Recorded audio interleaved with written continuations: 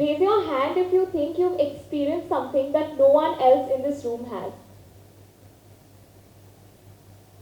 Raise your hand if that experience has created some impact in your life, big or small. I think my point is that we all come from different miniature worlds and environments, and yet we all coexist in this reality. Our experiences separate us from the person sitting to our right or our left. Is this constitution that we're gifted with, is it something that we were born with, or was it gifted to us in some way? To put it simply, your belief system is equal to experiences plus additional information. I break it down for you. I love swimming and I love the water, and yet every time I step up on the board that is 2 feet above the water, I chicken out. Somewhere, some part of me goes back to when I was 5 years old. The little girl who was excited to sleep on the highest bunk in the train, only to have rolled over and fallen in the middle of the night. For that kid who hit her head, it was a simple conclusion. Heights is falling, falling is pain, so heights is pain. Simple, easy to learn, but quite difficult to unlearn. I'm going to go a little bit technical with this, but stay with me. So, our subconscious mind is what forms our filters. The subconscious mind is that Amir Khan from the film PK, an alien creature that has no idea how this world works. He just knows a simple rule, that is eat, sleep, breathe, repeat. But we can't survive in today's modern world without someone intelligent. Here's where our rational thought process comes into the picture. Anushka Sharma, the conscious mind. The conscious mind guides the subconscious mind as to how to think and act. Now, so far they're making an amazing team and having a gala time on their scooter. But what happens when the villain comes into the picture? Panic sets in. The beautiful heroine runs away and the scooter crashes. Sorry for the editing. But all of this aside, I want you to think about this. Every time I step out on the top of the water slide, my Anushka Sharma just disappears. The elaborate example that I gave you was of fear. But what about stereotypes? What about mindsets? What about all these gender roles that we've instilled in our heads? Don't they work the same way? Beautiful is thin, success is money, man is superior. Is it really true?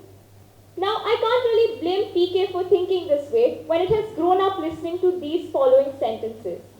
Akash, you need to lose weight or you won't get a beautiful bride. Anish, you're so modern and liberal, you allow your wife to work from 9 to 5. And don't even get me started on newspaper marriage ads. Looking for a fair and lovely bride who can cook.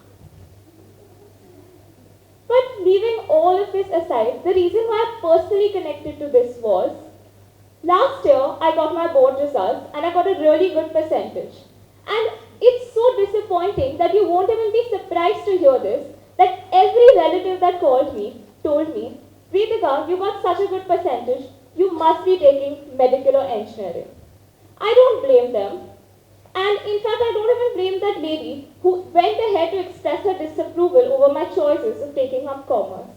I think this one particular auntie would have fainted if I told her I was interested in arts. But let's get a little serious here. So, it manifests this way in these harmless situations. But what about the big picture? When you have a thought, when you mentally judge someone regarding their race and caste, it's harmless to you, but it transcends. It isn't harmless to that 26-year-old doctor who suicided last month because she was subjected to racial slurs from her 3 seniors. When you accept male superiority and are very, very conveniently accept all the injustice that's happening around you, you give incentive to those 106 rape cases that took place in 2016. Stats. Now these numbers show you how the world works today. When I think about this, some important questions come to my mind. What if some of the principles that I've grown up nurturing aren't correct?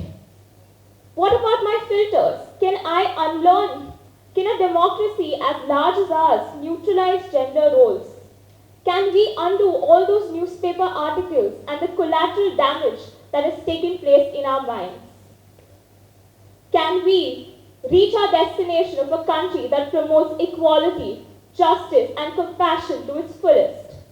And eliminate all these negative thought processes and conditioned thoughts? And my answer to you is yes, we can. The good news is that we live in a generation that we call woke, alert to injustice. People aren't afraid to call out all those that rely on these conditioned thoughts to pull down others. The good news is that we are in a society that is constantly changing and becoming more and more progressive. We all in our daily life tend to, sometimes the first thought that comes to us is we judge someone. But you must remember that the first thought that goes through your mind is what you've been conditioned to think. And the second thought is what defines you. So I think the real challenge here today is that it's not going to take a simple formula. Every time I get a positive thought, I encourage myself and I mentally applaud myself. And every time I get a negative thought, like, oh, that dress doesn't suit her, or oh, she doesn't look good that way, I take a step back and correct what I'm thinking. But the challenge is it's not going to take a simple formula or a push or a disturbing article or a 16-year-old telling you something that you never thought you needed till now. It's going to take real effort. Mahatma Gandhi once said, you must be the change you wish to see in the world. Change begins with you. I urge you all to take the conscious choice today to be open. When you listen to our talks, leave all your rigidities aside and be willing to change. Make that choice. And I think I leave you with this. Every time you modify your thought process, you not only modify the thought process of the society around you, you change the thought process of an entire generation that follows. Thank you for being such a lovely audience.